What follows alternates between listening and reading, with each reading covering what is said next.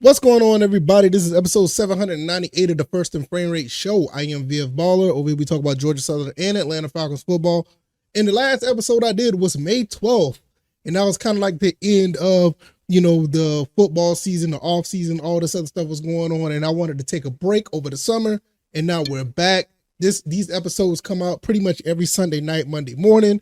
You can catch these episodes on YouTube. You can find them on Rumble, Spotify, Apple Podcasts, even on YouTube Podcasts. You can check them out on all those avenues. If you want to catch any of the past episodes of pretty much last season, or you want to watch or listen to the episodes this upcoming season, this is where it's going to be. So I want to thank everybody who's been supporting, even throughout the downtime where I was just taking a break, making videos here and there on the YouTube side of things. And I'll continue to do that. And hopefully you guys will tune in. Like, share, and subscribe to the YouTube channel. Follow me on Spotify or subscribe on Apple Podcasts. Rumble, I'm also over there as well. If you would prefer to listen or watch over there, you can watch and subscribe over there as well. Really would appreciate it. Thank you guys so much. Today, we're going to talk about Georgia Southern versus Boise State. Boise State is coming down to Paulson Stadium to play Georgia Southern, and we have a lot to unpack on this because this is going to be the trendsetter for the upcoming season. What Georgia Southern is going to be able to do. There's no more excuses when it comes to Coach Clay Helton. Not to say that he had any, but we kind of understood how things were the first 2 years. We brought in a quarterback that you thought that could lead your offense with Brian Ellis at the helm as offensive coordinator. You brought Kyle Van Treesen. We saw a little bit of success, but not enough. You also saw Davis Brin come in the second year, little bit of success, but not enough. This year, your quarterback has been picked. That is someone that's not transferred in, somebody who's been in the system, somebody who knows not only Brian Ellis's system, he also knows Ryan Applin's system, which is the new offensive coordinator, and that goes by QB1 J.C. French. So J.C. French is going to be taking the helm of this offense going into the season. See how that plays out. Very talented quarterback, transferred from Memphis a couple of years ago. I think he is pretty much, he paid his dues. And, some people may think we have more talented quarterbacks on the team. Davis Dallas, I think he's number 2. You also have Dexter Williams there as well. My personal favorite, Colton Fitzgerald, which I didn't know that he was injured. And and that was kind of, sucked. I didn't know that. But that was my personal favorite. But nevertheless, J.C. French is going to be at the helm when we play Boise State. What is the big deal with Boise State coming into Paulson State in the play? Now, well, first and foremost, the spotlight is going to be on their running back. The running back, what's his name? Ashon Jeanty, possibly the best running back in the country, is going to be coming into Georgia Southern. So the best way that we need to get up in front of this team and stop them, we're going to have to stop this one-man wrecking crew in Boise State. The rest of the team is somewhat talented, but not too many analysts are giving them that much of an edge when it comes to their team as a whole, not just against Georgia Southern. You also have the defense is not necessarily ranked very high. They lost some players. They did get a quarterback from USC, a highly touted quarterback from USC that was, projected to be the starter. But for some reason, the coach named the redshirt sophomore quarterback Maddox Madsen, which is, not necessarily anything to overlook because you got to understand, anybody who's on that field could beat you at any moment, no matter how things play out. So you still got to be on your P's and Q's. Mark Madsen is somewhat known as a dual threat as well. So if you want to think that he's just going to be a guy that's going to stand back there and throw the ball around, no, he can run a little bit. So this defense, this front seven, which I really like for Georgia Southern, I think Georgia Southern's going to do pretty good when it comes to actually trying to get some pressure on the quarterback if they do decide to pass and make some things happen. Also, our secondary is actually pretty decent as well. You got Mark Stampley back there. You still have TJ Smith. You got some guys out there, Tyrell Davis. I think Cam Williams is still on the team. Please correct me if I'm wrong because I cannot remember. I think he is. But you got some guys that can play some defense on that on that side of the ball. You still got Marquise Watson-Trent, who was an excellent player last year, and you got some others, Latrell Bullock, guys who can stuff up that front four. And the main thing is you would want to get some pressure up the middle, or you could just want to be able to just stop the run and make them one-dimensional. Because once you do that, I think J.C. French and the offense that Georgia Southern possesses can actually make some things happen. Their secondary is not touted as a very good, a very good secondary. And with all the weapons that we have on the outside, the Derwin Burgess of the world, the LV Shelton, Bunkley Shelton, I think I said that right. Dalen Cobbs of the world, Sam Kennerson is coming back. You still got from the tight end transfer from Auburn. You got a lot of guys coming in who can spread this defense out and possibly make some plays. Now, with a guy with an arm talent like J.C. French, want to see him be able to distribute the ball well and open up this defense. And once you open up defense, that's when you could possibly hand the ball off to a Jalen Green, or that's a Jalen Green. Oh my God, I'm thinking about Gerald Green. Sorry, Gerald Green don't play for Georgia Southern anymore. Jalen White or OJ Arnold, which I think if you go in this game with the same mindset you did against Nebraska, I think you're going to be fine. And Cal Vantrease had the game-winning touchdown run, which is not very that athletic as far as running, but J.C. French do have a little bit of wheels on him. So if you can have it to the point where you can open up a 4, maybe in some cases a 3 wide receiver set, and spread out this defense and try to run the ball, where, like I said, Boise State defense is not necessarily the best. I mean, their 2023 numbers don't show much of anything. They allowed 6.1 yards per play, which was 100 in all of the FBS. The success rate was 34.4, which is 62nd. And also explosive pass rate allowed was 15.6, which is 103rd overall in 2023. Now, their defense, I think they got like 8 guys coming back from the defense. So the defense is pretty much going to be the same, and you're going to have to be really or you got to be on your P's and Q's if you just want to exploit this defense and actually make some plays. Now, the offense of Boise State, now, like I said, they can run the ball pretty well. I mean, they were 37th in explosive run plays.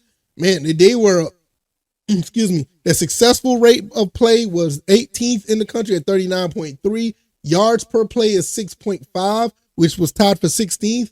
Look, the defense of Georgia Southern going to have to find a way to stop what this team can do.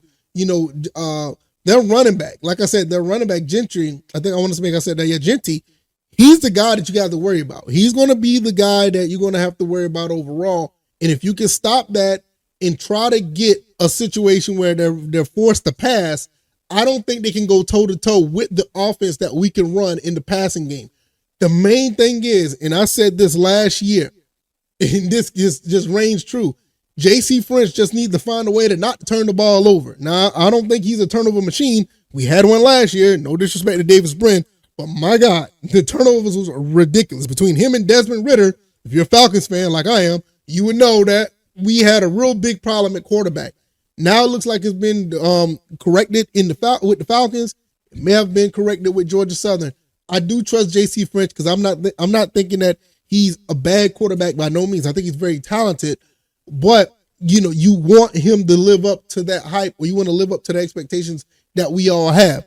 Limit the turnovers, put the ball in the hands of the receivers, and make these guys run a marathon with you and keep up with the passing game and keep up with the points. Not necessarily saying that it can happen, that it can't happen, but Boise State running the ball over and over again could wear down the defense. But if we can go out and score on offense, I don't think a running game could beat a passing game in a high-scoring game. So if we're able to put up 30-something points, even though they may run the ball very well, at some point they're going to have to put the ball in the air if we're efficient in the passing game. They're going to have to try to find a way to keep up. Like I said, they can run the ball or whatever the case may be, but if we're constantly putting up 7, we put those up pretty much every drive, or 6 out of 7 drives, or 7 out of 8 drives. I don't think that Boise State can beat Georgia Southern just on the ground. So whatever Madison has to do to throw the ball around, that's going to be their bread and butter to actually try to compete with Georgia Southern. That's just my take. Like I said, the best running back in the country is possibly the best running back in the country is coming into Paulson Stadium. You find a way to bottle him up, or you can let him get his numbers. Just don't let anybody else beat you. You have a fighting chance. But if you can bottle him up, you possibly could just go ahead and outright win this game. Now, me as a Georgia Southern fan, that's just definitely the way I feel. I'm absolutely biased, but I am honest with the assessment that I know what my team is capable of. Georgia Southern has to tackle better. Georgia Southern is going to have to cover if they do decide to pass the ball. Georgia Southern is going to actually have to be efficient if they do get in the passing game and put up points. Honestly, if Jalen White can actually get off as well and actually run the ball against this defense of Boise State, Boise State's going to really have some problems, because what's going to happen at that point with the balanced attack that we may be putting up, like I said in a previous video in the last scrimmage, it was more of a balanced attack. If they could get a balanced attack against Boise State, that could keep Genty and the rest of that Boise offense on the sideline, where they're just going to be sitting there waiting. So it could be the foot race if we're just going to throw the ball all over the place against this secondary, or if Jalen White and OJ Arnold can actually run the ball as well, we can get some, we can get some consistency or with a balanced attack, and then we'll have a situation where we can lead 13, 14, 16, play drives where the running game really is not going to be that efficient, even if they have to, even if they're just one-dimensional and can run the ball. Because at some point, they're going to have to find a way to mix it up, because you can't be one-dimensional, especially if you're going to try your best to keep our defense or keep our offense on the sideline, and if we know what the running game is going to be like. Now, there's no doubt in my mind, I think Gentry could go off on the Georgia Southern Eagles. Like I said, we've been having issues with stopping the run for the past, couple of years. Now, we had some success against lower tier opponents, but you got the best running back possibly in the country. It's coming into this, coming into Paulson Stadium. So the power of Paulson, selling out this crowd, selling out the stadium is a must, or just having a big, presence, overbearing presence over the Boise State team as we go out and play. And we do that. We basically execute the way that we want to execute. We should be fine. So that's pretty much my take with this game. Early, some things could change. We're going to talk about some things as the game get closer later on this week. And we're going to talk about some X's and O's when it comes to matchups, some receivers versus some guys in the secondary, what Marquise Watson, Trent, and the front seven could do against Genty and other players, what Madsen could do, what J.C. Fritz could do. We haven't even talked about Derwin Burgess, the receivers and the other receivers that are out there, what they can do against this Boise State secondary, which, like I said, this secondary is not that good. They've given up a lot of plays, and they're in the bottom half of the FBS giving up plays. That was last year, and I think, like I said, their defense, I think they got like 7 to 10 starters, maybe 8 starters returning or something like that. I could be wrong, but I think so. But when you have the running game like this, they could probably keep our offense on the sideline. So at the end of the day, we need to do what we have to do to stop this running back. Because if we don't stop him, it's going to be really, really interesting. It could be a long day for Georgia Southern. But let me know what you guys think. If you like this commentary, hit the like button, share this podcast, subscribe to the channel if you haven't already. Let me know what you guys think. Do you think that this team is capable of coming into Paulson and beating us? Or you think Georgia Southern is going to start 1-0 and start rolling into a successful season? I would love to see 7 to 10 wins for Georgia Southern, get a bowl game and possibly a bowl win. But 7, and I know that's not very popular to other people, but I think 7 wins is the floor. We need to be higher than that. Some people would like to see 8. We only had 6 last year. So some people may not be happy with 7. But I think if you improve and get 7 wins and win a bowl game, at the end of the day, it's not much you can ask for. Some people are shooting as high as winning the Sun Belt. Some analysts don't feel like that way, but Georgia Southern Eagle fans, we want a title every time we go out there and play every season. So let me know what you guys think. I can be found on YouTube, Rumble, Spotify, Apple Podcasts, even YouTube Podcasts. You can find me there. Take the time, if you don't mind, subscribe to the channel, subscribe to any of the podcast platforms, and I will see you guys on the next one. Oh, also, I will be doing videos throughout the week on my YouTube channel and some on Rumble as well. But the podcast is weekly, every Monday, Sunday night, around that area. So let me know what you guys think. I'm going to get up out of here. All right, y'all take it easy, and y'all be blessed. Peace.